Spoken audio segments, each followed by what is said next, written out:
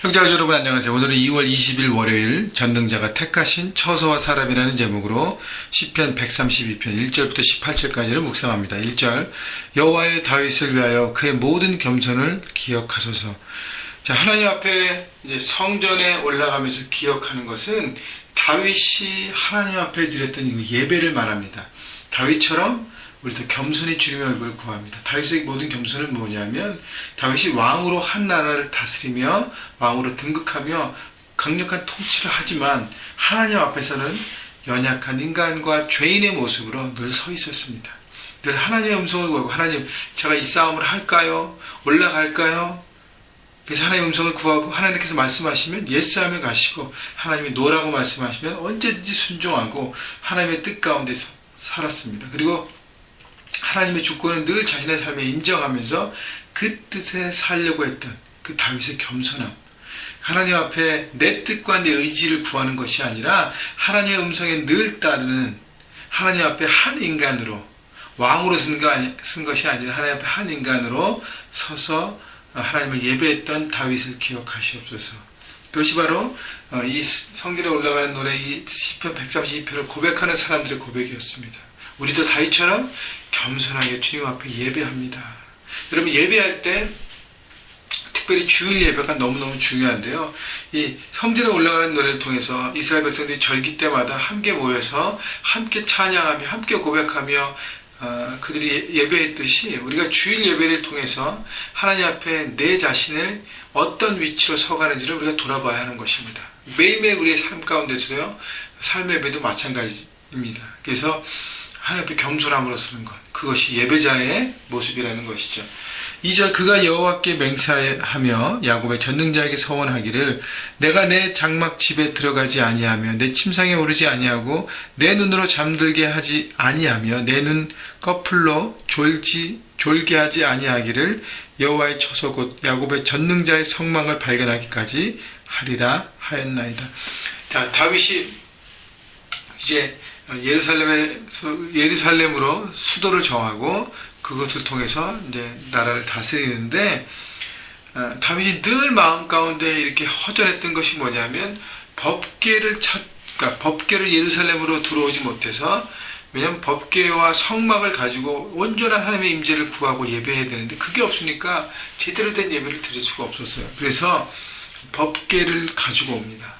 법궤가 있는 곳을 발견하고 법궤를 갖고 예루살렘으로 오게 하는데 그때까지 그의 마음이 무엇이 아무리 내 삶에 채워져도 내 삶의 중심이 허전했다는 걸 얘기하는 것입니다. 내가 내 집에 있어도 내가 뭘 해도 집중하지 못하고 행복하지 못하고 평안을 얻지 못했다는 것이 바로 온전한 예배를 드리지 못하기 때문이라는 것이에요. 여러분 그래서 주일 예배가 너무너무 중요합니다. 우리 삶 가운데요. 주일 예배를 성공하지 못하고 주일 예배 가운데 하나님의 은혜를 경험하지 못하면 우리의 삶은 흔들리는 그런 모습처럼 될 수밖에 없습니다. 우리의 삶의 중심이에요. 그래서 여러분 다윗의 고백처럼 우리가 주님 앞에 나올 때 주님 이 예배 가운데 하나님의 은혜를 경험하지 못하면 우리는 아무것도 할 수 없습니다. 아무것도 할 수 없습니다. 내 삶의 중심이 흐트러집니다. 흔들립니다. 무너지는 기반이 됩니다. 라고 고백하는 삶, 바로 그것이 예배를 향하는 예배자들의 모습이라는 것이죠. 6절 우리가 그것이 에브라다에 있다함을 들었더니 나무밭에서 찾았도다. 7절 우리가 그에게 계신 곳으로 들어가 그의 발등상 앞에서 엎드려 예배하리로다. 여호와 일어나사 주의 권능의 궤와 함께 평안한 곳으로 들어가소서. 주의 제사장들은 의를 옷 입고 주의 성도들은 즐거이 외칠지어다. 이제 법궤를 찾아서 법궤를 그 사무엘하 보면 기앗 여아림에서 이제 갖고 옵니다. 그리고 예루살렘으로 법궤를 가지고 와요. 그때 얼마나 다윗이 기뻐하고 이스라엘 백성들이 기뻐하며 찬양했는지, 특히 다윗은 선봉에 서서 얼마나 기뻐했는지 자기 바지가 내려갈 것도 모르고 기뻐하며 찬양했습니다. 하나님 발등상 앞에 엎드려 예배하면서 너무너무 기뻐했다는 것입니다. 중요한 것은 정말 내 마음에 하나님을 만나는 그 하나님의 임재를 얼마나 기뻐하는가, 중심에 일어나는 기쁨을 하나님은 그런 예배를 받으신다는 것이죠. 여러분, 그래서 주일 예배 오는 그 마음이 여러분 기쁜가, 아니면 또 예배를 드려야 되는데라는 어떤 그런 마음으로 드리는지 여러분 마음을 잘 분별하셔야 합니다. 그리고 마음을 추스리시고 마음을, 흐트러진 마음을 모으셔서 하나님과의 만남, 하나님과의 임재의 그 찬양과 말씀을 통해서 하나님의 뜻을 발견하고 그 말씀 가운데 역사하시는 하나님의 임재를 바라보고 기뻐하고 기대하는가를 여러분 생각해 보십시오. 그래서 여러분 그것이 여러분 가운데 회복될 때 여러분 월요일부터 토요일까지 여러분 일상 삶에서 말씀 묵상을 하고 우리가 여러분이 찬양하며 기도하며 하나님의 개인적인 예배를 드릴 때도 그 임재를 우리가 구하며 그 임재를 경험하게 되는 것입니다. 여러분 그래서 중요한 것이 바로 예배자의 자세입니다. 나는 하나님의 임재를 기뻐하는가.